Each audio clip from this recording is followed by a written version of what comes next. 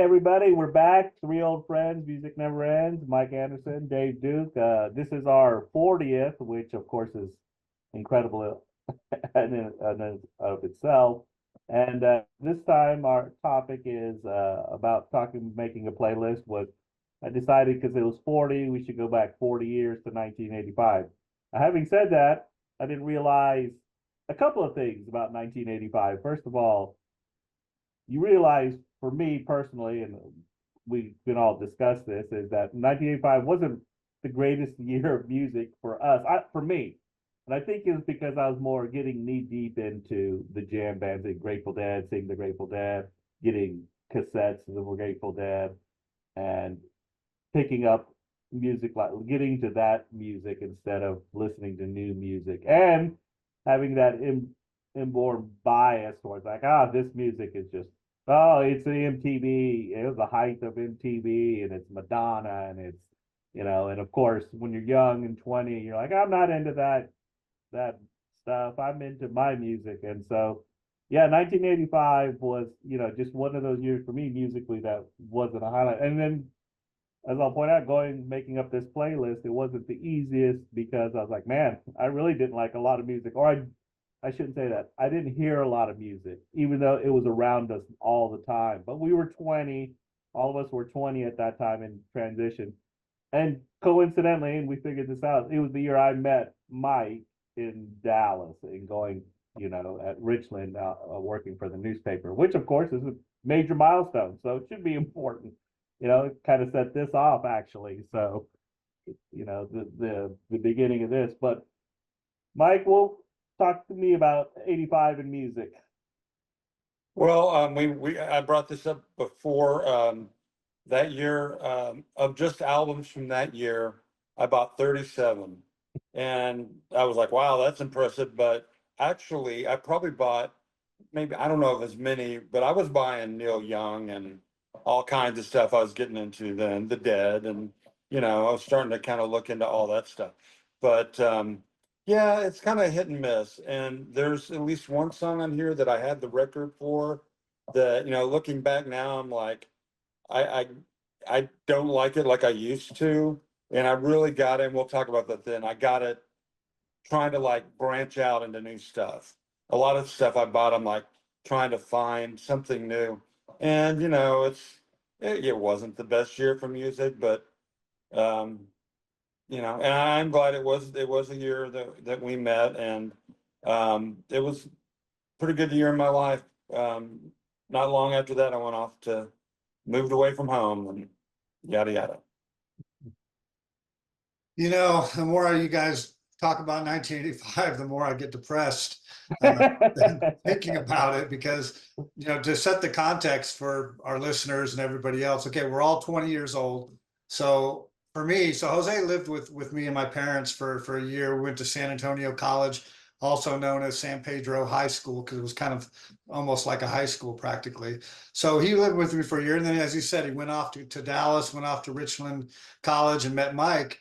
Maybe I was suffering that year from Jose leaving, my friend leaving, all that kind of stuff, because I think my grades pretty much tanked in '85. I think I was barely hanging on to not getting kicked out of San Antonio College. I think my GPA was around the Mendoza line, and so I don't know what I was thinking about musically or whatnot. You already mentioned some of the highs and lows of that. Again, I don't think I was all that into the music of '85, but was like Mike, still buying albums, still living at home, still had a lot of disposable income. And so I had a fair amount of the '85 sounds, but not the pop stuff that was on MTV and doing all of that kind of thing. So yeah, it was a little bit of a challenge for me as well, putting together the playlist. But man, when I think about 40 years, this is a good segue to, like I said, three old friends and music never ends, because Jose goes off, he meets Mike, and shortly, I don't know if it was probably the end of '85, maybe it was '86, but when I finally met Mike, I don't know if it was probably '86 then, because when were you back down in San Marcos, Jose? 86, 87, I think. 86. Late 86.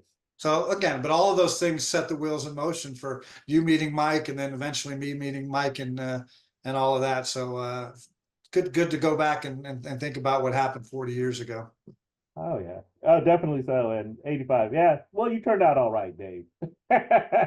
You bounced back in a major way. And I think we were also into buying a lot of used records back then. And we would go and like Apple Records. I don't even think it's there anymore, but we would hang out there and wait for people to come in, and then they'd have boxes. And then of course the Apple people would pick through it and pick like 5 or 6 and then go, hey, we'll buy the rest of your box for like $5. And they'd go like, oh, sure.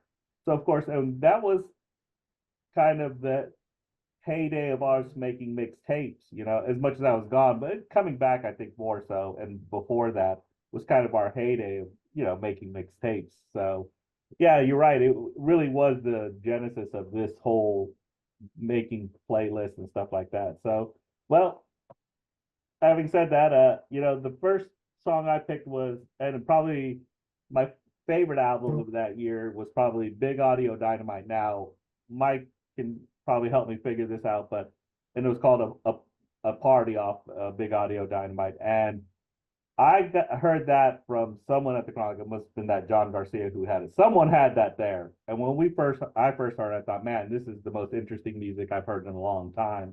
And it was so different.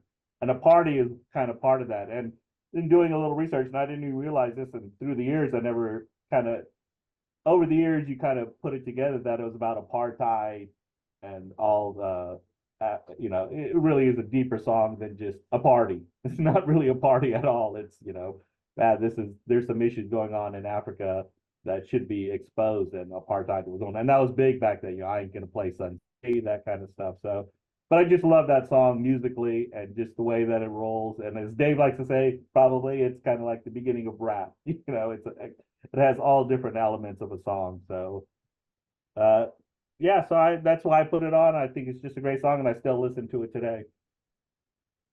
Yeah, lots of sampling in there. Everything from the good, the bad, and the ugly to, I'm going to blank out on anything else, but yeah, and that band continued for the rest of the time they were together. Mick Jones from the Clash, and I should know who the other guys were, but he was kind of the jail of it, the kind of the head of it.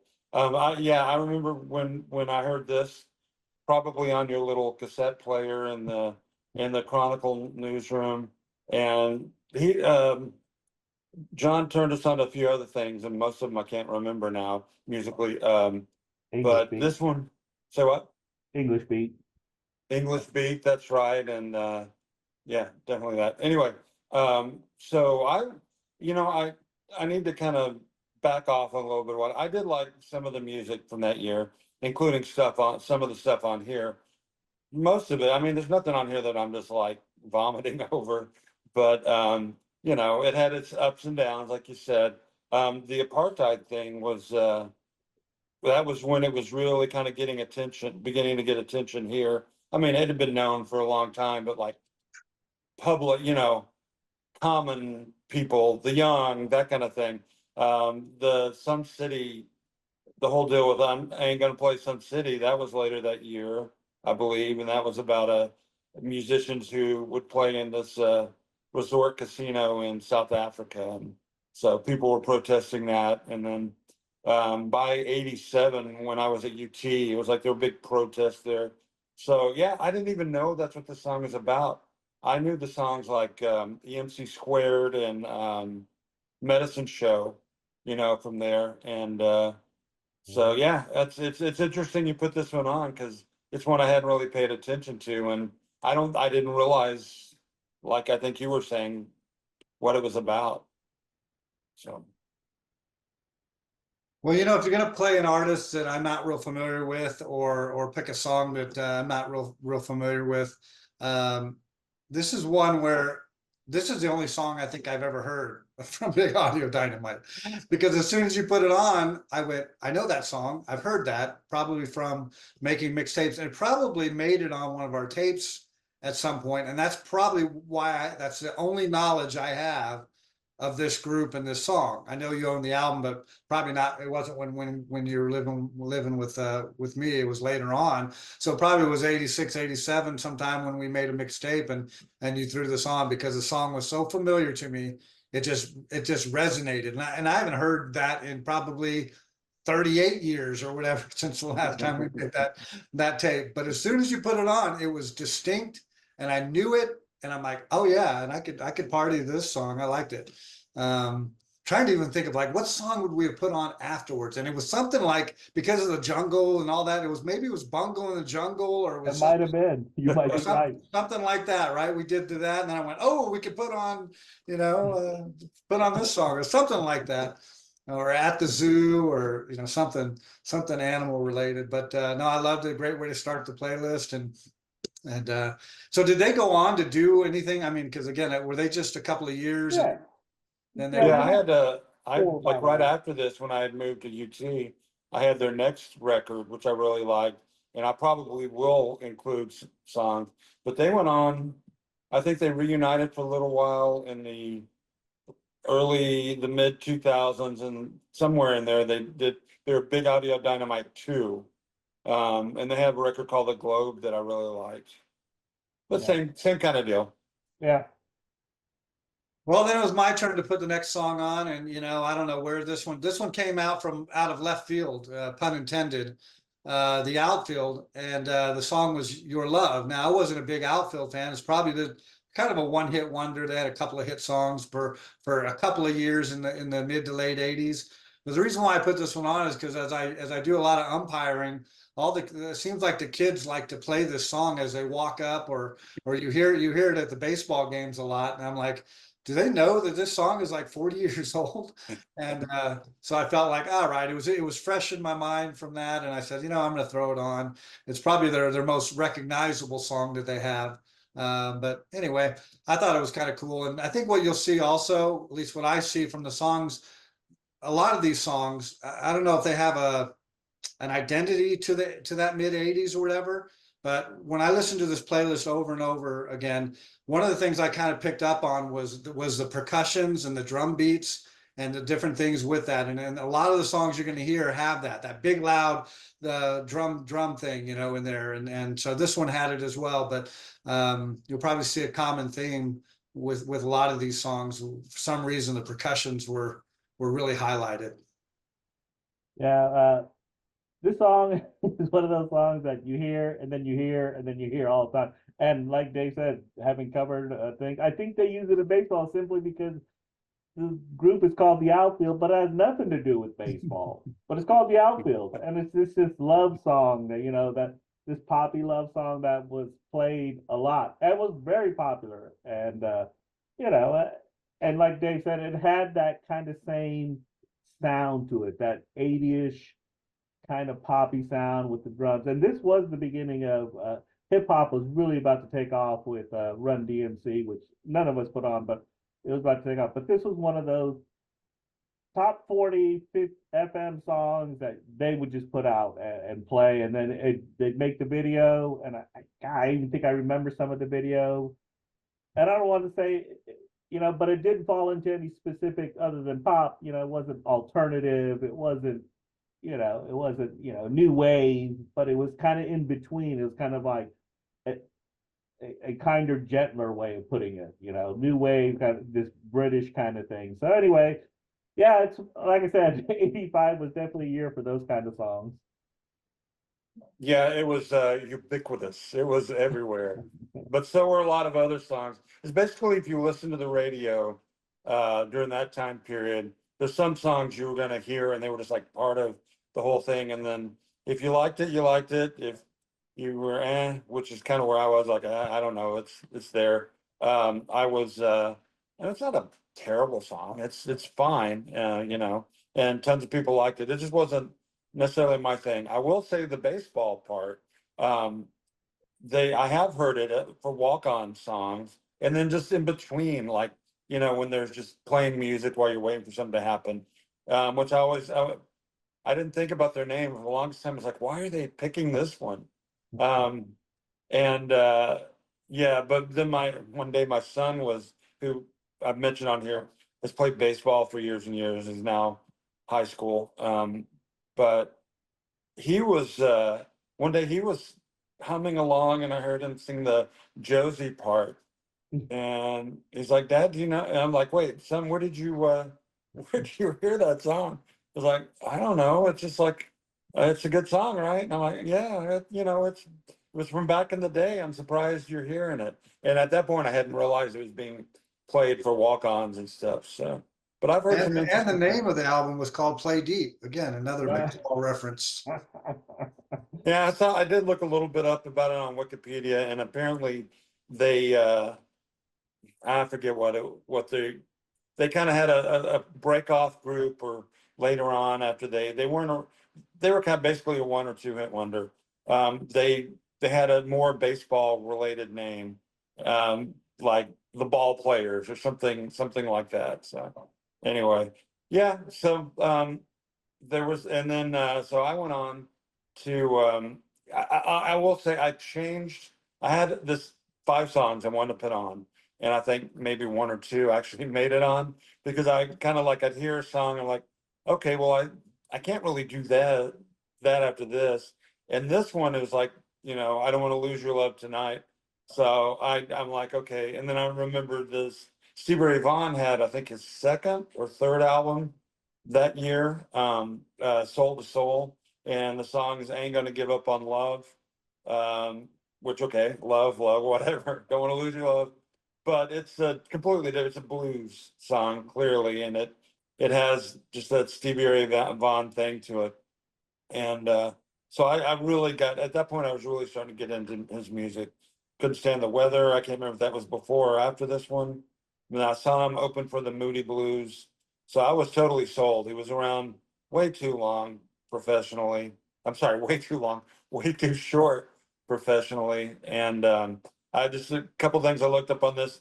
He recorded this in Dallas while we were there, like in like toward the summer and then a little bit later, and released, and then it was released soon after. But yeah, I'm curious what you guys think. I mean, oh well, I was gonna. There was a whole different. It's not my favorite or the one I necessarily go to on the record, but he has. Was it Life Without You? Is one that I really wanted to put on, but I couldn't really find the place for it. So maybe one of these days. So. All right. Well, we've done 40 of these playlists, 500, 600 songs, whatever. We're really nice to one another about how with the song selections and everything. For some reason on this one, I'm going to say, ain't going to give up on love, but I'm going to give up on this song. I played it like several times and listened to it. Now, if you're playing a blues thing and we're kind of doing that, I'd be like, yeah, maybe that fits or, whatever.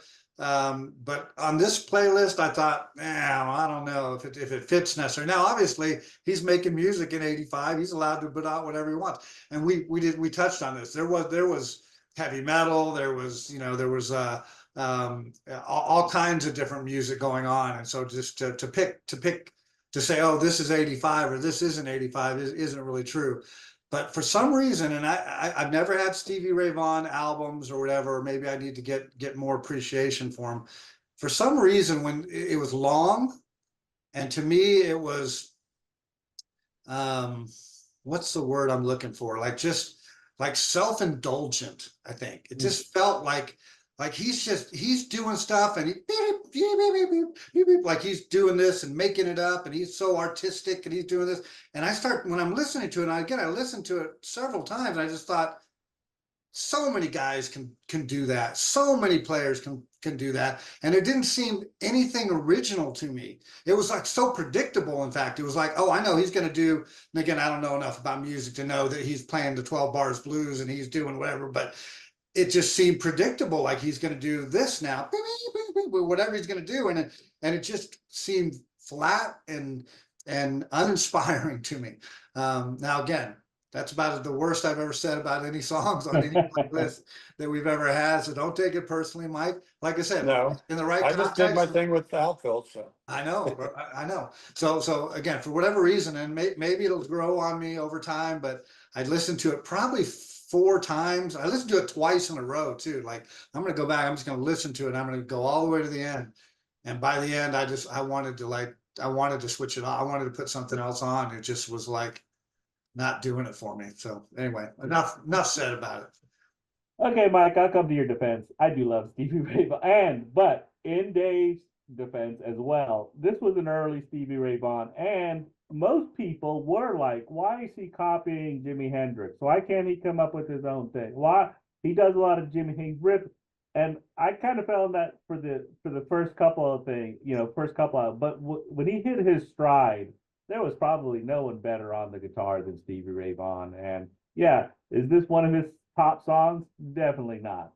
But if you grew up in if you lived in I always said this: the minute I would come back to Texas from like Ohio or something, if I put on the radio, within the first 5 songs, I would usually get an AC/DC song, a definitely any kind of heavy metal song, and Stevie Ray Vaughan. They were going to play. He's a Texas treasure, and he is. And I've seen a couple of documentaries, and I've come to really love Stevie Ray Vaughan. And yes, he was definitely taken way too soon when he was developing even more. But yeah, these early songs, yeah, they're not the greatest in the world. And on this playlist, yeah, it drags somewhat.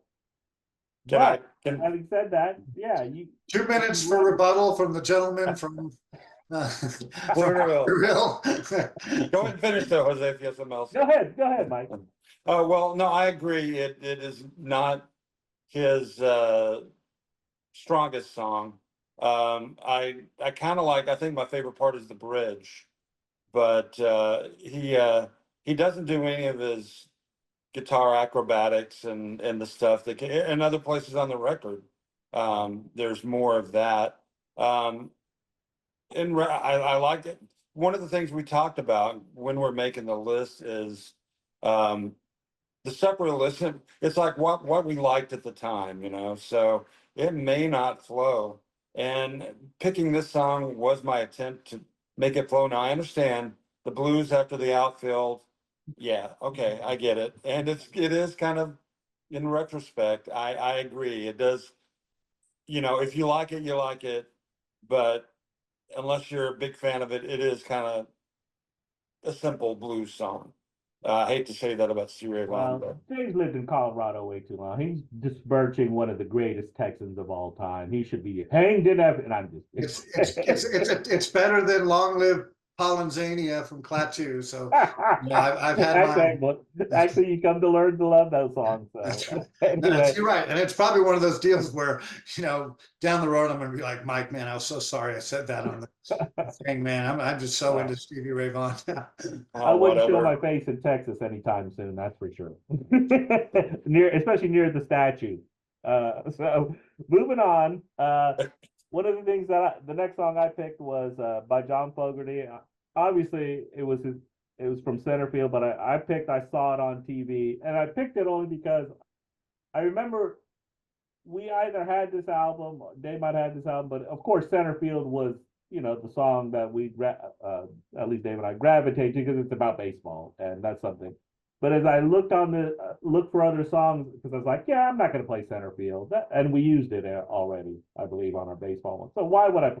But I found this song, and I found this song really intriguing in the sense that I kind of call it we didn't start the fire, Billy Joel. I saw it on TV, and initially it's kind of hokey, and it's a bit, and I hate to say this, white bias. It's like, okay, that's your perspective from your thing, and you got to respect that. That's who he was. He's going to write about who he is. I'm sure someone who was from an African American or someone who had a whole different field, maybe not even had a TV, but it's not about that. It's about things that happen and the impact on TV, especially in the 50s and the 60s.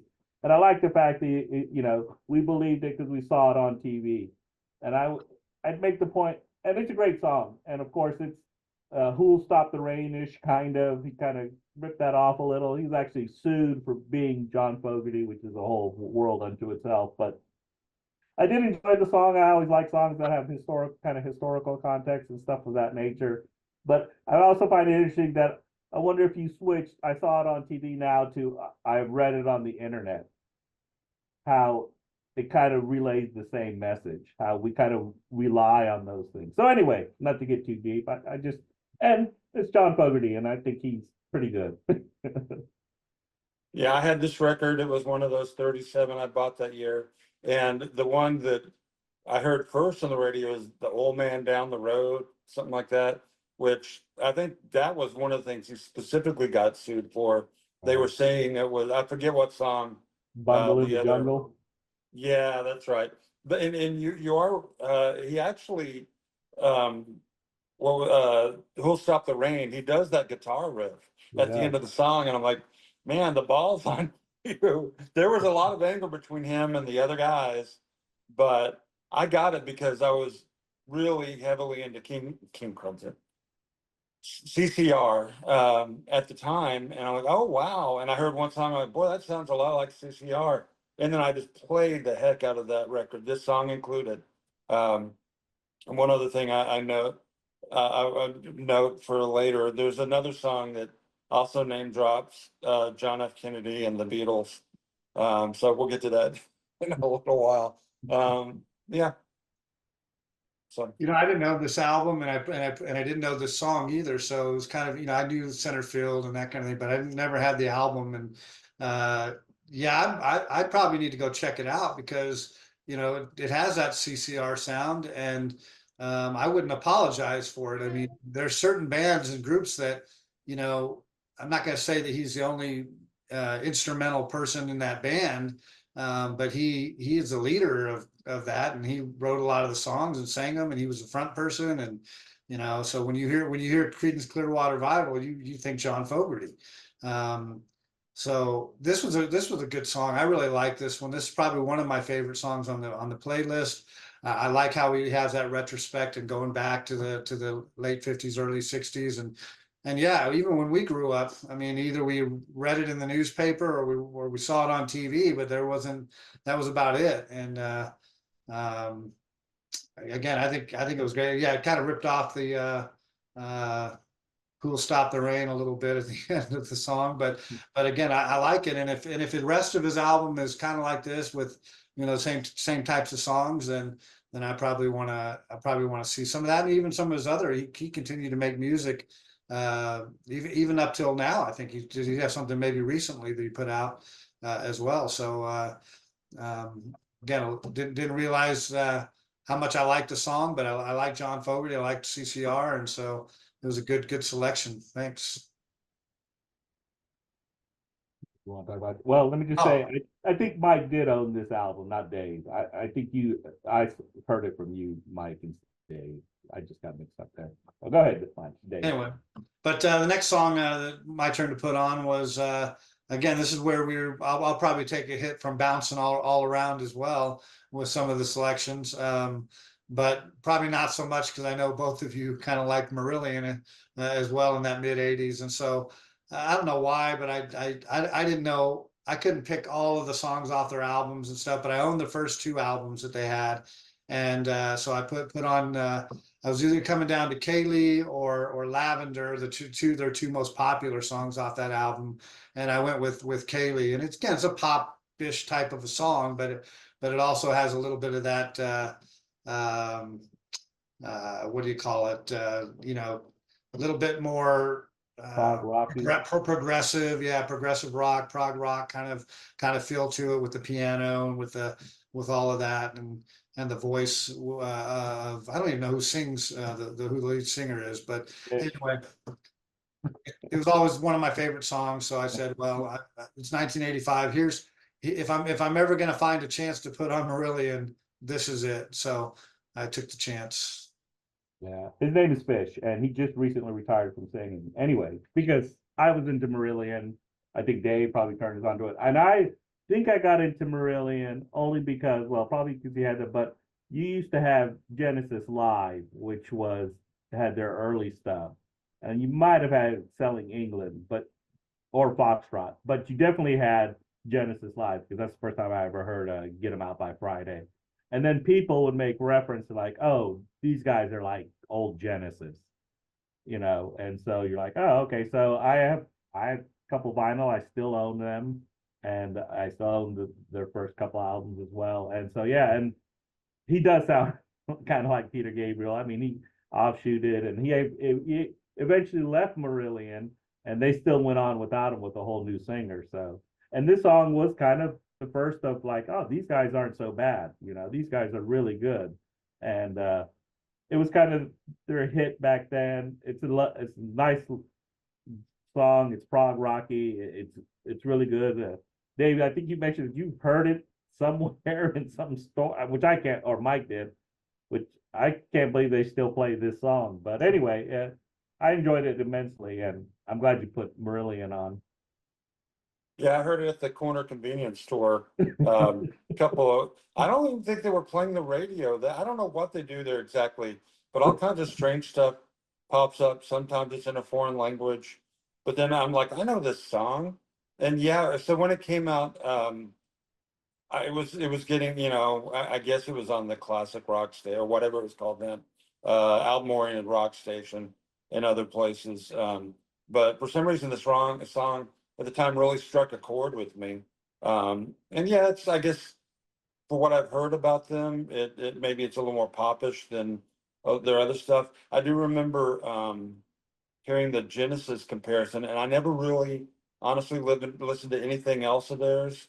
Somebody lent me this. I thought it was you, Dave, but I remember now it was somebody from back in Dallas lent me the record this was on, and I just gravitated toward that song and never really gave it much of a chance. So maybe I should. But anyway, that song, I was like, I'd heard people compare them to Gabriel era Genesis and wasn't really seeing it. But if you just take this one song, and also about that time was when I was really starting to get into the the Gabriel era, particularly Lamb Lies Down on Broadway.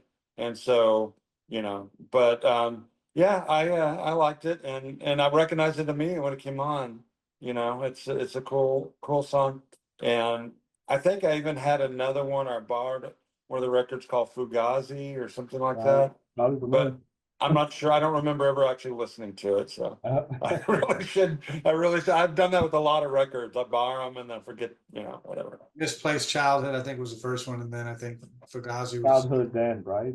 Is one of their songs. Oh, Childhood's End. Yeah, that's right. Yeah. So anyway, go ahead. Yeah, Mike. I should probably give him another chance. I mean, you guys listen to him quite a bit. It sounds like at least back in the day. So I'll add this to my list of neglected music I need to unneglect. So yeah, going to my next song, it's the Style Council, Walls Come Tumbling Down. It's Style Council I got into, am I right? Yeah. I got into them because I was into this band called The Jam that the lead singer was with, Paul Weller, and they were kind of based a lot of their imagery and music stuff on the early Who, the whole mod and rocker thing, the mods in England. But this was a different creature. And I remember this song on the radio. And then they also were one of the bands that played at Live Aid, and they played it there. And I've been meaning to put this one on for a while. It has horns. I was almost going to use it back when we did that horn playlist, boy, near the beginning. And it may not be, say what? Funky Good Times. Funky Good Times. Yeah, thanks to Mr. James Brown and Jose. Yeah, so I don't know. I really liked it. At the time, it was kind of a political message about Thatcher's England, but they kind of make it a more general thing that I guess you could apply to any number of situations. And the other thing, it does not follow Kaylee musically or anything else. It just follows it in order. And at this point, I think I was like, I want to put on stuff I'd planned to put on as much as I can, because it really was about like, what were we listening to? Where were we in '85? Largely. So that's why I picked that one. Well, it's a great song. I just never heard of the Style Council or owned any records or wasn't familiar with this song. But as I played this playlist a few times, I really liked it. For whatever reason, though, and I think I said this when it went right after we played it, that it sounds a lot like David Bowie, maybe a little bit of David Byrne in there, but it sounds a lot like David Bowie when I first heard it, and every time I heard it after that, it sounded very similar to that. And I like Bowie, so I liked this song. Can't say much more about it other than it was a good tune and good listen. You know, I just real quick, I read a review while I was looking at this of that song in particular, and they were really dissing it. I forget, probably Rolling Stone. They had a tendency to do that. But they were saying it was like when Elvis Costello, he did this record called Get Happy, and it had a lot of horns and stuff, and it was really drawing from 1960s kind of up-tempo soul. And they're like, these guys don't quite make it, but I'm not sure I would compare the two. Anyway, thought I'd throw that out there. Yeah, I hate to make it it's pile on Mike Day, but I've Whatever. never heard this song. I'd never heard this song, and I'm not saying it's a bad song either, but it's just something that kind of just feels so 1985 to me that I probably would have skipped over. It's just like the Style Council. Who the hell is that? Never heard this. Now, that's on me because I should be, you always pride yourself on knowing a lot of music, and then you're like, okay, he just pulled out someone that I've never even heard of, much less this song that I'd never. Now, again, I might have heard the song and just like discard it. But no, I think it's one of those songs as I listen to it, as I do my walks, or as I listen to it more and more, that it's not a bad song. I shouldn't say we should be piling on Mike for it, but it's not a bad song. I don't care. But it's a decent song, but it's just, for me, it sounds like a lot of 1985 stuff that just kind of glossed over me. And so I'm not going to say much more about it other than, yeah, I'll keep giving it a whirl. And that's what it's here for. It's like Mike says, and Dave says, we listen to these songs, and this is what they were listening to. Again, I always say this, Mike had a different upbringing of music that he heard than Dave and I heard. We were San Antonio influenced. He was more Dallas influenced, which you hate to say it is more, how do you put it? We're small town San Antonio, so to speak, even though we're the seventh largest. Dallas is metropolitan, metroplex. So he was probably exposed to a lot more music like this than we were. Again, it was probably even on MTV and I didn't know it. So, So anyway, I don't know if you ever even played it did you ever play it when we were at Richland? I don't know. It was out as a single. Okay. I think I just heard it. It is possible John played this one as well, because they were kind of one of the things. They had another, My Ever Changing Moods is another song that got some airplay. But yeah, it became to my attention from Live Aid. And then a friend of mine I got way into the Jam because of one of the other three people that had turned on the Lamb Lies down on Broadway. He started sharing this stuff, including the Kaylee. We were just and he played it a lot. So that's kind of where I'm. Okay. Yeah. Well, and I think just on a small tangent, I think that's how we figured out we met in 85, because I remember you were one of the few people that tried to take the entire Live Aid or videotaped it all. So I was like, man, that's pretty impressive. So anyway, moving on. And this was a song, and I'm going to admit this. I don't listen to the Smiths. I don't know why. It's one of those, the cool people listen to the Smiths. Obviously, I wasn't one of the cool people at that time. But of course, and they're still revered as one of the greatest bands.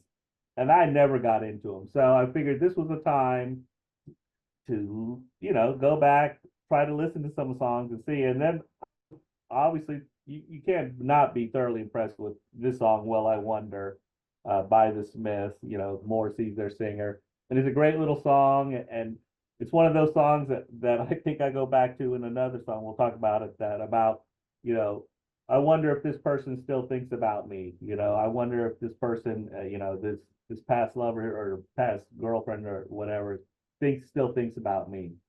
And it's a really nice little song. And I'm like, so I have been trying to pick up listening to more of the Smiths, trying to see what it's all about. Again, that flew right by me. I'm not going to admit that I came up with it like, yeah, I'm the big Smiths guy. I definitely wasn't. So Yeah, I never really got into the Smiths back in the day.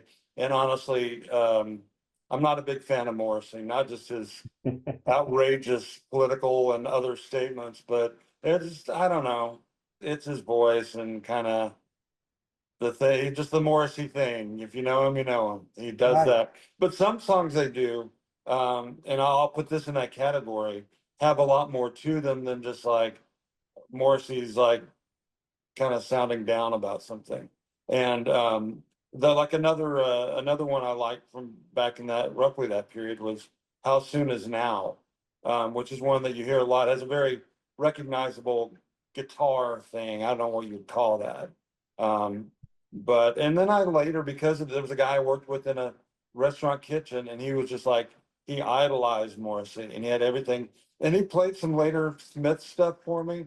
Um, and I was like, wow, this is really good. I kind of missed out on this. I wish I could remember what record he played that I liked so much, but I wouldn't diss this song. It's a good song. Um, just explaining why I never was much of a Smiths guy. yeah, Yeah, me neither, man. This is one of those ones where I couldn't pick them out of a lineup. I couldn't tell you who they were. I don't even remember. I think I remembered hearing the name of the group and everything, but I never really listened to their music, and so I just kind of pushed them off into that different category of things I'll get to later on. Um, but it has that, I don't know, it has that. I mean, it's a good song, but it has that mid '80s like almost like it's the beginning of goth, almost like it's and there's some other bands that if I try to compare them, I'll probably miss or hit or whatever. But like to me, it felt like that, like Simple Minds and that like the Breakfast Club kind of thing, that whole The uh Cure. yeah, The Cure. yeah, The Mm. Cure. So but anyway, it's a good song. I just wasn't familiar with it in any way. Or Morrissey. Did he go on to be like something else with, because I mean when you said Morrissey, did he form his own band and do something different after that, or was he just always the lead singer of the Smiths? No, That he has was like a solo career. solo. Go ahead, go ahead. No, For fun. you know, Mike. He has a solo career. Oh, he did. Yeah. Okay. Maybe Yeah. that's where when I heard that name Morrissey. Right, and they always chastised him for leaving the Smiths, and people got all bent out of shape. And then anytime they'd ask him, was like, "Are the Smiths getting back together?" He'd usually tell them to f off or something like that. So And what the guitar was it Johnny Marr, the name of the guitarist? I think And so. yeah, I've heard him in a lot of stuff. I like that. That's probably was my favorite part of that band was his guitar playing. Well, then it was my turn to put another tune, and I knew that Mike knew this song. I knew Mike. We talked about it before in past playlists. Jose probably not as much fan, but I said, I had this one album. It was the Dream Academy, and the one hit song they had was "Life in a Northern Town." And so I thought, okay, if I'm going to spend it on something, I might as well do it on the year that it came out in 1985. But it's interesting that you made reference to it earlier that I saw it on TV and they're talking about the Beatles and John F. K. and John F. Kennedy and all that kind of stuff. And then this song here would have probably been better if I, instead of putting on Kaylee, if I put this song next, it would have really flowed pretty good because it had a similar type of a message and vibe to it about that time period. But I can't say much more about the song other than just I always liked it. It's always been in my playlist, and can't tell you much about the Dream Academy um, other than this song. Yeah, just not for me. The Dream Academy, and Mike will probably tell you a lot more about the Dream Academy. And I know you did own this, and I probably poo-pooed it back then. Maybe I shouldn't. Again, when you have those built-in biases, you tend to, unfortunately, like the Smiths, like Style Council is, man, I'm just discarding too much. Like Mike says, sometimes we should pay more attention to it. But sometimes we base it on just one song and we're like, I'm not listening to that ever again and stuff like that. So anyway, You know, And it- before Mike, before you finish and before you jump in, this is kind of funny that you mentioned that one song thing. I didn't do this very often. It was very rare that I ever did it, but this is probably one of those ones where I heard one song on the radio. And again, this was their first album, and no one ever knew anything about it. And I went out and bought their album, but I rarely ever did that. I usually tried to get hear more of them or know more of them or whatever. But this was one where and sometimes you do that. You go out and you buy it because of one song, and then you listen to the whole album. And you go, "This is a load of crap. This is a crappy album." There's no wonder they didn't continue. Now it's not that. There's actually a couple of good songs on the album itself, and it's well produced. But we've all done that, right? The one song. Let's go out and get that album. Big mistake. That's actually what I did. I heard the song and I bought the record. And it was because it was like in this time period, especially, again, I had disposable income, like the likes of which I never had again. It was, I was like, okay, I really wanted to be up on like everything I could be musically. It was like I prided myself in that. And it's like you can't keep that up forever. Now I couldn't tell you much of anything. But so when something new would come out that would like get my interest, records were cheap enough, I'd get them. And this was one. I heard this song. I liked it at the time. And I'm not saying I don't like it now. But I remember it would draw some pretty fierce pushback from like people I worked with. Like one guy specifically, his main issue was the name dropping of John F. Kennedy and the Beatles. He was like, they're just doing that to sell more records. People go, oh, the Beatles, which I thought was kind of a lame thing. But the record itself, it did. I think it had some of the other songs were better. I liked more. And I still think, within the context, I still think they're good songs. The album was produced by David Gilmour. Doesn't sound anything like Pink Floyd or any solo David Gilmour, but I think he maybe even played on a song. I looked this up too. I don't want to spend too much time on this, but I looked it up. That year, I think he had 7 projects that he was involved with, and none of them were Pink Floyd or solo David Gilmour. He sang on a couple, and anyway. But yeah, the issue with this song in the end for me now is the same thing. I think it was just played all over the place. It was out there a lot. And so even I, having liked it, got tired of it. And I'm over that now, but that hey ma stuff is just like you can only hear that so much. I'm speaking for myself. It was a good chance I would have put this song on, Dave. So Hey, appreciate before it. you go on, I just thought of something when you said, yeah, the albums weren't that much back then. And I was trying to think if I could remember exactly how much they were. And I thought maybe $7, $8 or whatever, but I looked it up. $7.98 to $9.98 was a typical price for a new release album back in '85.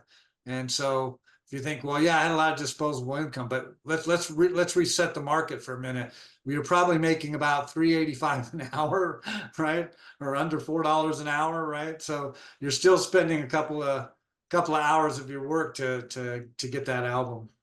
Oh That's yeah, it was so expensive to go to. We thought it was expensive, but that's why we went to the used record store a lot just to pick up. Because like, oh my God, I'm not paying $7.99 for that. You wouldn't take as many chances. Let's just put it that way. well, I do. I mean, I don't think it was that many years before, like a year or two, I was buying, and maybe they weren't brand new record, not used, but I mean, recent releases.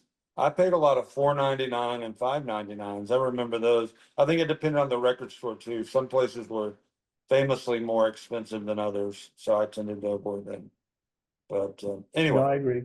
No, Dallas had more outlets, and ours was Sound oh Warehouse.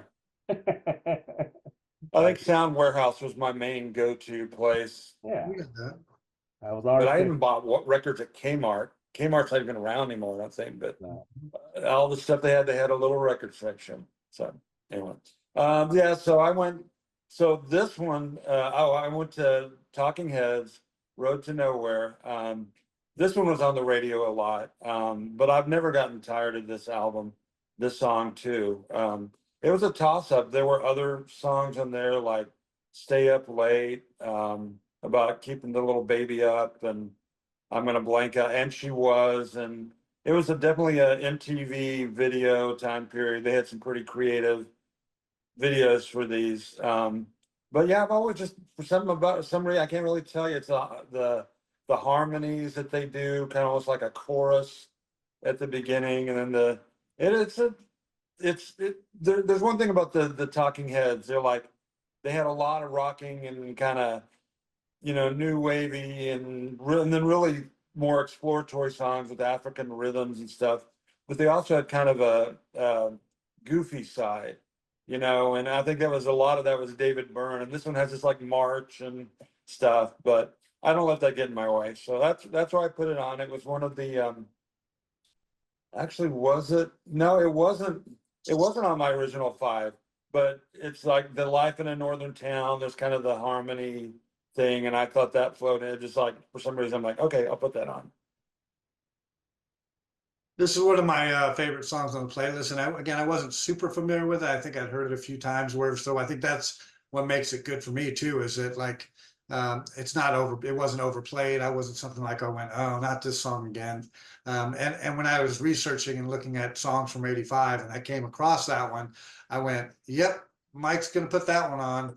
I kind of circled it, and then I had an idea. And when you did, I was like, "Yep, that was good." It's a great cool song. It's I love the harmonies in it at the beginning, and it's just a really good song. So I'm glad you put it on. Like I said, it's probably one of my one or two top two songs on the playlist. I'll echo that. I think this, and again, I think all of us had it as this is a song we put on in 1985. And as much as I disparage 85 songs, this song is fantastic. It's my favorite song on the playlist as well. It's just such a great song. It's Talking Heads, but it's Talking Heads not like Talking Heads because they were always a little different. And yes, Talking Heads element is there, but like y'all said, it's the chorus, it's the message, and it's kind of funny in 1985, we were probably really on our road to nowhere as well. As we didn't know where we were going, but we were going somewhere. And so I thought the song just fit in perfectly. And I just love this song. So, if you wouldn't have put it on, Mike, I was like, that's going to be my next song because there's just no way we could go on without putting on putting on that song. Uh, so then I moved on to John Cougar Mellencamp or John Mellencamp, Between a Laugh and a Tear. Now, I know Dave owned this album, Rain on the Scarecrow. I'm pretty sure you did because you put that song on, didn't you? Or Mike, did you own this album? I might have done it. I had the record. Okay, I so might maybe have it done was this. Mike, That's 'cause good. that's when I first heard this album. It was between us going around, and I always thought it was a great album. And we always had this. If we you grew up in there, you always had that that Jack and Diane song, and John, you're like, ah. But then he kind of came on with this Rain on the Scarecrow, and man, it's such a hard hitting album. And this song is even about that was the plight of the farmer, which of course he helped start Farm Aid. But this is a song just about finding balance in life, and you're gonna have your good times and you're gonna have your bad times. And that song always stuck with me. As much as Rain on the Scarecrow was such a good song. This was a song off this album that really stuck with me because it had a great message. Like, you have to find a balance. You're gonna have your good times and your bad times, and you've got to really adjust to them accordingly. And I like to say, if you ain't laughing, you're crying. I use that a lot, and this is kind of just a take on that as well. And I just thought he did a fantastic job on it. I completely agree with everything you said. I did have the record. I may have inherited it from somebody, even though it came out that year. And yeah, I was at first mostly into that Scarecrow song again for the whole farm, and Farm Aid was started this year too, I believe. And it kind of came out of somebody. Oh, Neil Young made this kind of snide comment about, well, it wasn't snide, it was like at Live Aid, he's like, well, let's think of our family farms here too. And some people disagreed with that, but given the circumstance of Live Aid, but I was totally into that thing. You know, I come from a background of farmers and ranchers, and so I totally got it. And that song is powerful. This one is very good too. And I will say before this record, I could not stand Jack and Diane. He had the song called "Hold Tight" or "I Can't Even Wait for the Night" or whatever it was. Couldn't stand that song. He was a kid, okay, but and then afterwards, I never really listened to anything. But you know, for this little period, I was a big Mellencamp fan. Yeah, this was a surprise to me a little bit. I don't think I owned any John Cougar albums. I knew some of the songs that he did, and it's funny because this is the type of singer songwriter, acoustic in nature that I should have been into, and I wasn't. And same thing a little bit with Tom Petty. We're going to hear about that a little bit. Same kind of thing. I heard a lot of Tom Petty. I let them know all the greatest hits, all that kind of stuff, but didn't really flight follow him after some of that. And John Cougar's kind of the same way. He's got a lot of great hits, but if you really go to the B sides and look at all some of the deep tracks, this is a great song. I didn't know it existed. I like what he said. I looked at the lyrics and said, "Sometimes life is too ridiculous to live. You count your friends all on one finger. I know it sounds crazy, just the way that we live, between a laugh and a tear." Um, that's brilliant songwriting to me. So again, I got to give him a little more props, a little more peeps, and probably listen to more John Cougar. But this is a good selection, good tune. From there, I had, like Mike said, I've got these different songs, and I had, we all write down our 20 or 30 songs, and when are they going to fit in, and which one should I pick, and I don't know if it's going to fit here or not. And for some reason, I probably was going to not play any Alan Parsons because it's one of the groups that I love so much. But then I realized there were two albums that Alan Parsons put out in 1985, Vulture Culture at the beginning of the year, and then later in the year they put out Stereotomy. So I said, okay, here's maybe I should just wax nostalgic for a minute and put what I absolutely was listening to in 1985. And this is a song that when this album came out, I rushed out and got it because I had already established that I love Alan Parsons. So anything they put out, I think the one before that was Eye in the Sky. So my senior year, and then it was like, okay, whatever they produce, whatever they put out, I'm gonna rush out and get it. And this was the next one, and this has always been one of my favorite songs. It's called Days Are Numbers, The Traveler, and just a nice, beautiful song. But what draws me to it, and I don't know if when you listen to it or if you go back and listen to it again, or whoever is listening to this, the percussion in the song is unreal. And part of the percussion is that they play these wood blocks. You don't always hear that in a song, but the syncopation and how they play them and when they play them, it gets to the point where once you hear it that way, you can't unhear it because it's so amazing. At least to me, with the whole orchestration and Alan Parsons and how they do everything, and then you add the beautiful saxophone solos that they do in a lot of their other songs, and this song again to me is just one of the gems of Alan Parsons. And you see, my background has the Alan Parsons Project. I got a chance to go see him here a few years ago in Colorado Springs, and again, just love Alan Parsons. One last shout out, and I've said it before as well. It's homage to my old friend Tom Topol, who turned me on to Alan Parsons, and again is no longer with us. Passed away a few years ago, and but every time I hear a song, I always think of Tom. Yeah, initially, first of all, when I saw this came out in '85, I was like, Dave's gonna put on Alan Parsons. There's just no way he's not going to. When you said that you might not, I didn't believe that. So, having said that, it did when I heard it, I was like, Dave did own this album. I remember this album in his collection, and it did bring back memories of. That's right, he owned this album. Now, I was there when Tom Topol bought Stereotomy. It was at Hog Wild. I distinctly remember that because he was like, "Oh my God, look!" We were looking around and he saw it. He's like, "I'm gonna buy this," and I'm like, "Oh, okay." But I remember this being in your collection, and I remember hearing this song quite a bit. And so I knew that, and it is a fantastic song. And yeah, Alan, you can't say enough about Alan Parsons. But yeah, it was amazing how that clicked in my mind when you hear the opening notes, you're like, oh, that's right, I know this, and Dave did own this. Initially I thought did he own this? I even said that. Did you own it? And you said yes, and yeah, you were proven right. So yeah, just a fantastic set. Really go wrong with Alan Parsons for the most part. So yeah, just enjoyed it immensely.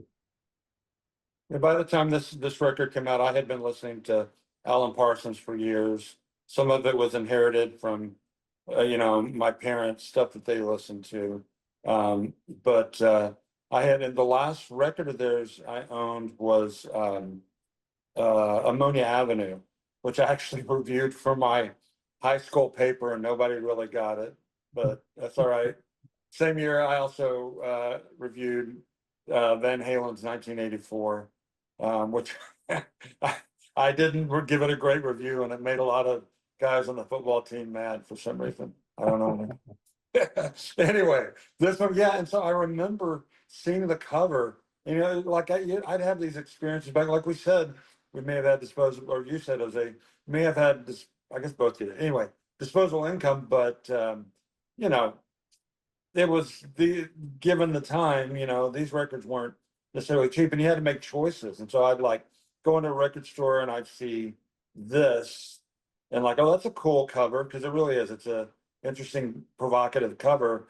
But then I'd say, oh, look at this. Who's that new Talking Heads record or something else? And I think it always kind of got passed over because there was always something else. I just remember seeing it, specifically seeing it in a record store and choosing something else one time.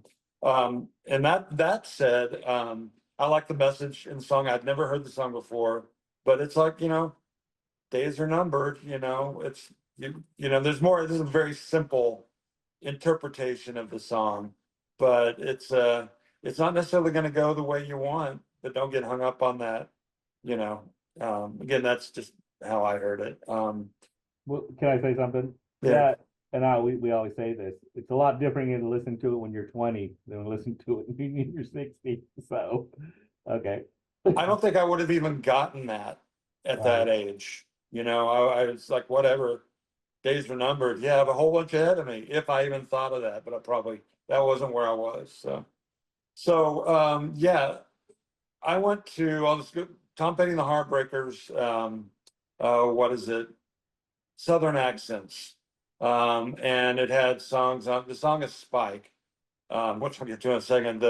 And Born a Rebel was one of the songs that got on the radio from this. Don't Come Around Here No More, I think, was on there.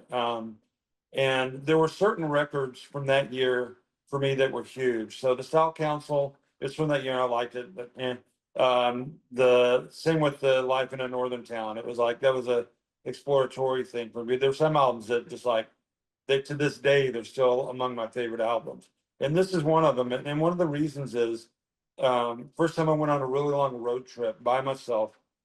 Drove from Dallas this year that this came out. Drove from Dallas, Texas, up to Carbondale, Illinois, in one day visit my aunts. Because I was named after her husband, and she had a bunch of stuff she wanted to share with me, and I was a good chance to go see the Mississippi and river and do all that.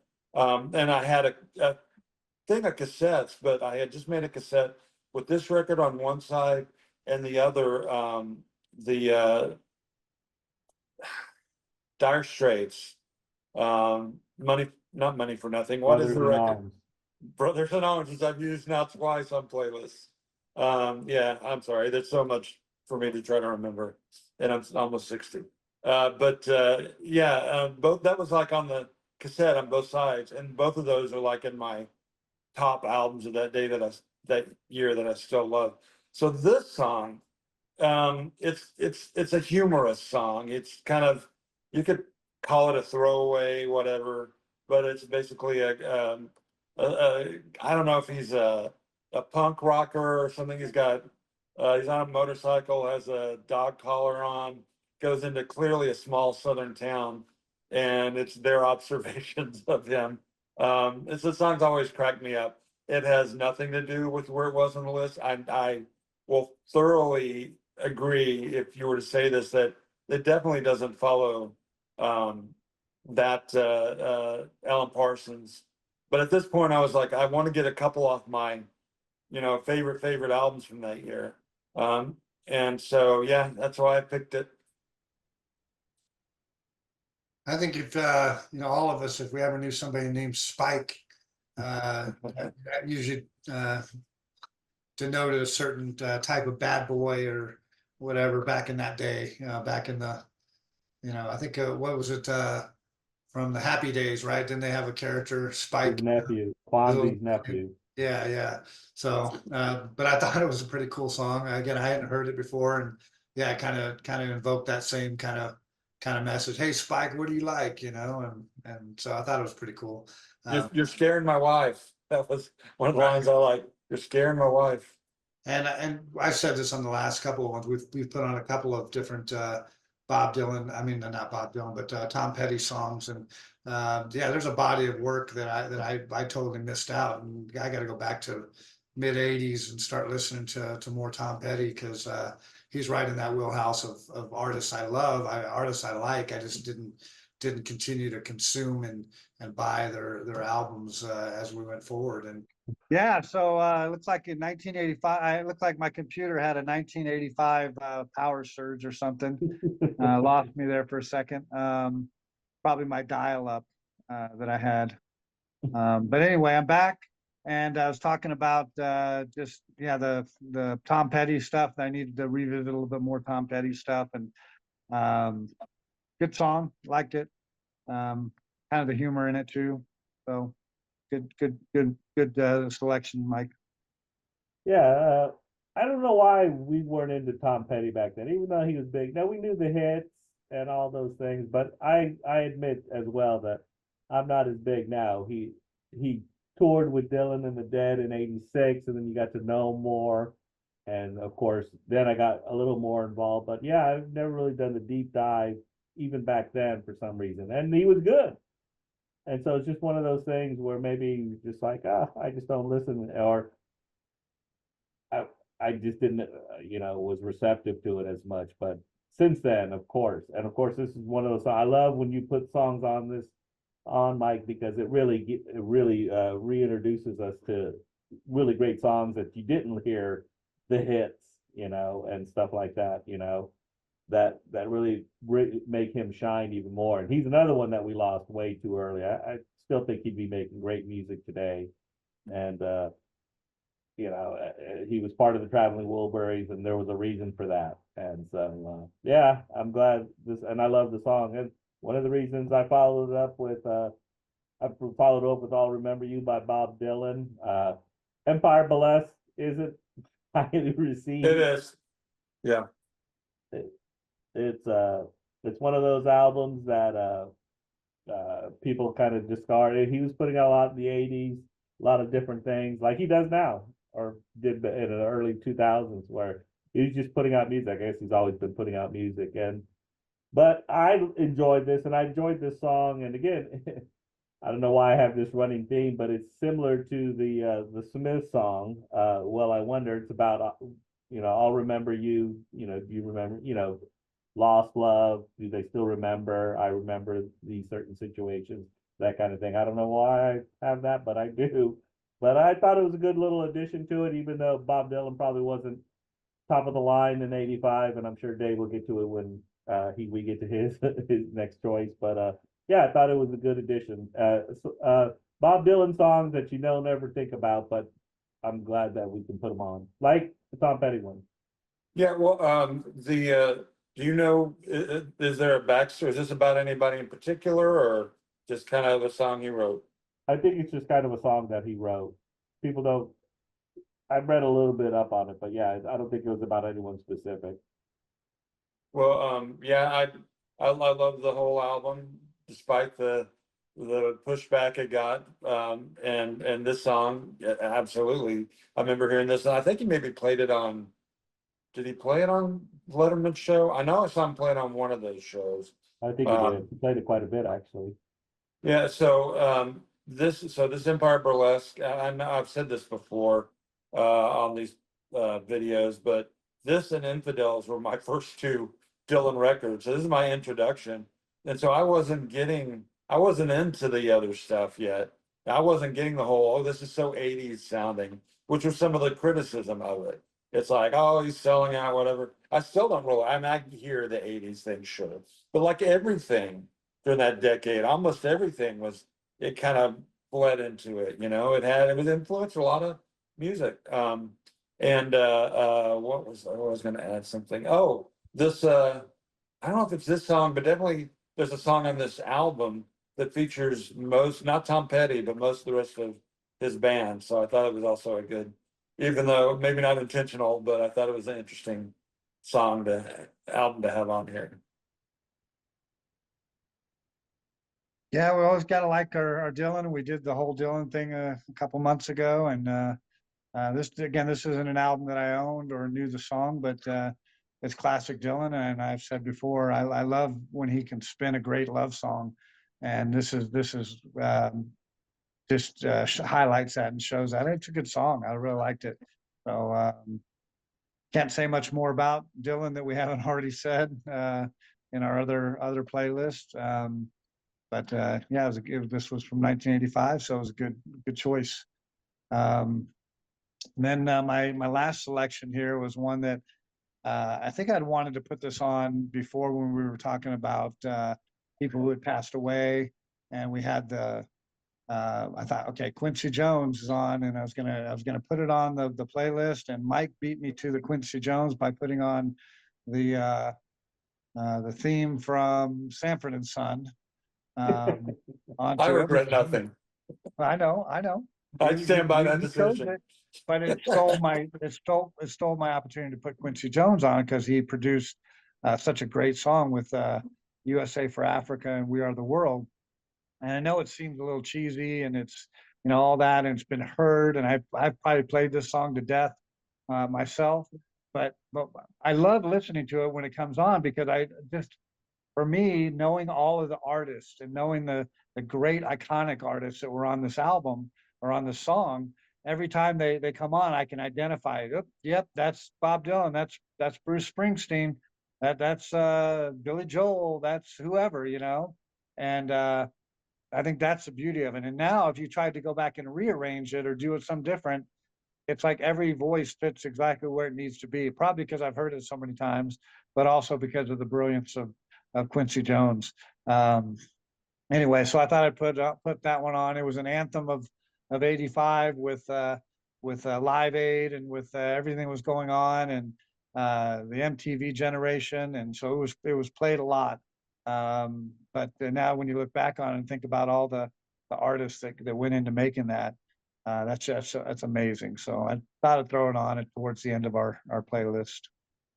It should be on the 1980s, because if you look at, I did a little research trying to find what big happened in 1985. Usually in the top 5 are Live Aid and this song, which is kind of interesting. Like, man, nothing was really going on in 1980. I guess it was Reagan's second term, beginning of Reagan's second, but nothing was as big. There was obviously some terrorist attack and small and other things like that. Not small, obviously, but some things like that. But you say it's cheesy, and for us, it was kind of cheesy back then. But after watching the documentary, and like Dave said, after remembering how important this was back then, and it's amazing that nothing has really come close to it. Now we have the things for like the fires, and the benefits for that and stuff like that, but no one's like, let's put a song out that encapsulates hunger in America. And of course that also set off a whole trend unto itself. I remember Mike and I were part of that whole Hands Across America thing. So yeah, it's just, but it is amazing how back in 1985 that this was a huge thing, and bringing all these artists together, both present, you had the newer ones and you had the older ones. And again, I highly recommend watching the documentary on Netflix. That would probably explain it a lot more than I would. But yeah, it should be the number one song on the playlist for 1985 because it kind of encapsulated what was happening in 1985. And we wanted to help in 1985. You know, everyone wanted to pitch in. So yeah, it was a great choice. Yeah, you know, you're talking about the cheesiness, you know, or hokiness. I don't know how you want to put it. I would sometimes feel it, but I'd also feel terribly guilty for thinking that because it's like this is such a great thing, and for these people, all these artists to come together, I'm sure they had to make all kinds of crazy deals with the record companies to let all these people, you know, do this and not get any of the money. Because that was really hard to do. I mean, there's so many stories. Why Bowie, Stevie Ray Vaughan played on Let's Dance by Bowie, but he couldn't tour with them because the record companies couldn't work out the deal. And so yeah, this kind of started the whole thing with Live Aid, and there were other these ensemble things too. What was the was the They had the Band-Aid. Yeah. Band-Aid with Feed the World, right? That was the other one around Right. Christmas time. Was the Super Bowl shuffle before or after this? 85, 86. So it was probably right around there. But Maybe it influenced that too. yeah. Duck But, Bears. But yeah, so it's a great song, and it is amazing who all is on there. And the only other thing I can say about it is Cyndi Lauper just really owns that line she sings. She's yeah, you could hear this song back in the day, a couple of blocks away, not really able. You can just hear there's some kind of music playing, but when she comes on, it's like, oh yeah, that's We Are the World.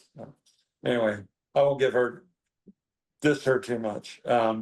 So I was gonna, like I mentioned, these albums that I was gonna put on this list, and that were like, to me, monumental. And one was that Dire Straits album, and people, you know, had their opinions about Money for Nothing. But that aside, I mean, I personally don't think it's such a bad song. It's a great album, and I had taken many things off it.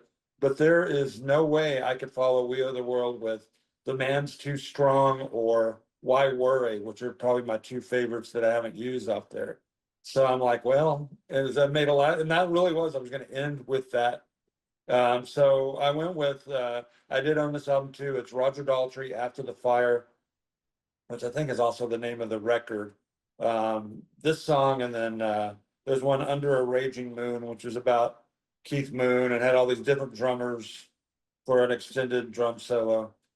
Anyway, the song itself is written by Pete Townsend, and he what I read was it was intended to go to do something. The Who were gonna, they did perform at Live Aid, but there just wasn't enough time for them to work it up or whatever for the concert. So Roger Daltrey, he just gave it to Roger Daltrey. The song, you know, his lyrics sometimes are a little, it's like, what exactly is he writing about on this music, Pete Townsend's?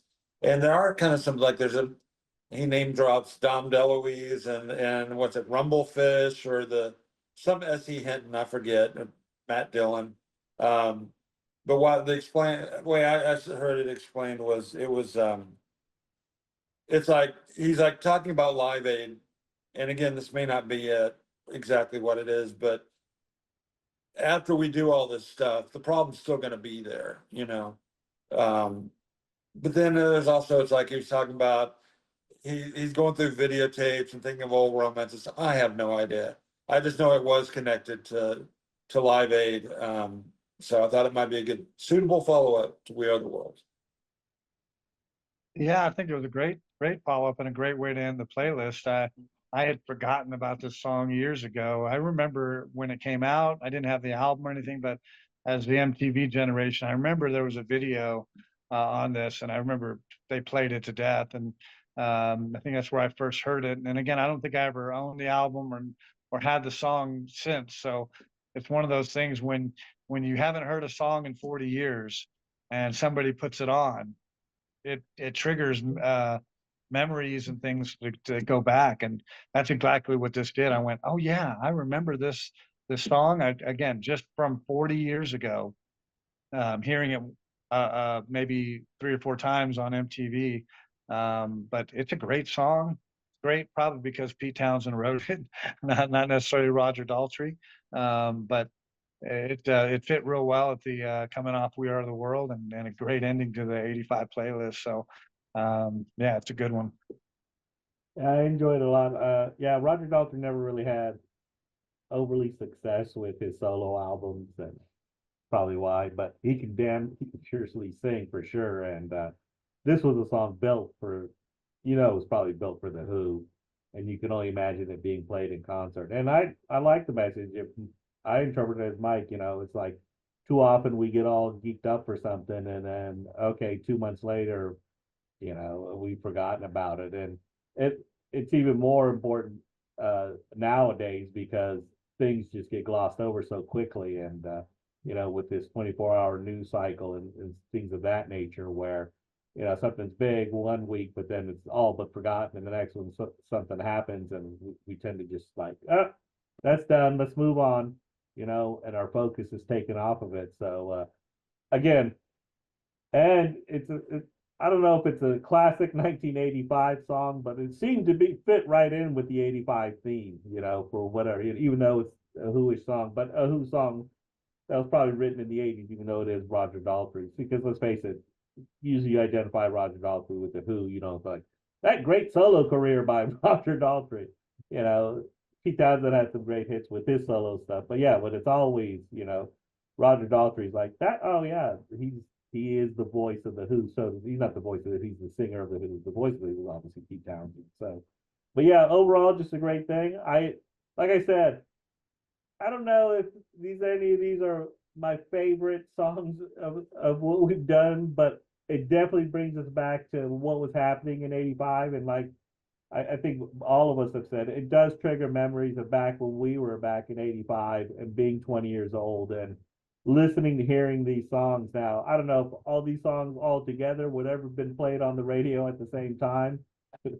I highly doubt it, but at the same time, you probably heard it in one way or another. But it also is fascinating what we were listening to, and us as growing and listening to music. Sure, we had our classics, but we were also exploring, and like y'all said, looking at albums, hearing new songs, and picking those albums and taking a chance, Dream Theater and things of that nature. So, and rediscovering songs from 1985. As like I said, I had my own biases built in, so I thought it was just a fantastic way to revisit 1985 and get a little glimpse into how we were and how we are now and how we viewed them then and how we view them now. So, any last words, Mike? No, it was just even though, it was '85 and, looking back, maybe there were more limited things that we consider great now. There were so many things that there just wasn't room. There was an REM album, Fables of the Reconstruction. There's a Sting's first solo album. I was both into both of those at the time. And then there's some that looking back now, I've gotten into, like the Replacements or Tom Waits. I haven't gotten. I bought a Prince album that year that came out in '85. Raspberry Beret. It was on there. I like what is the song? Pop Life. I Yeah. still like Pop Life.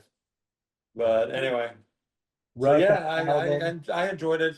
It's where we were, and it's interesting to look back at that. It's not a complete picture because obviously there was a lot more going on, but we don't have 5-10 hours. So.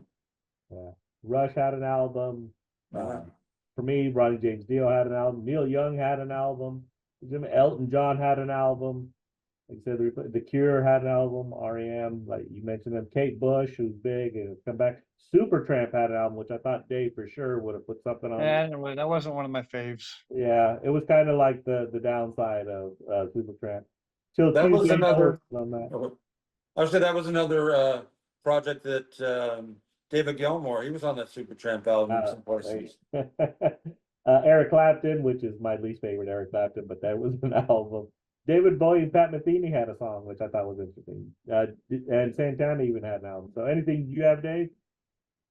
Well, some of the more poppy stuff that was out there, I thought about doing something with soundtracks. Soundtracks became kind of big because we had St. Elmo's Fire. You had the song Man in Motion. It's a really cool song. You have the Simple Minds from the Breakfast Club, Don't You Forget About Me. And you even had Vision Quest. There was a Journey song I almost put on, Only the Young. Then you had, groups like Careless Whisper. I mean, the Wham was big, and Madonna was big. Even though we weren't buying and listening to a lot of that music, it was still a big part of that 85, Tears for Fears. Everybody Wants to Rule the World, that kind of stuff. Bryan Adams even was big. He had a couple of hit songs that year. Ones that I had bought that I hadn't get a chance to play was James Taylor even put out a new album that year, and that album is just phenomenal, top to bottom. Every song on that album from James Taylor.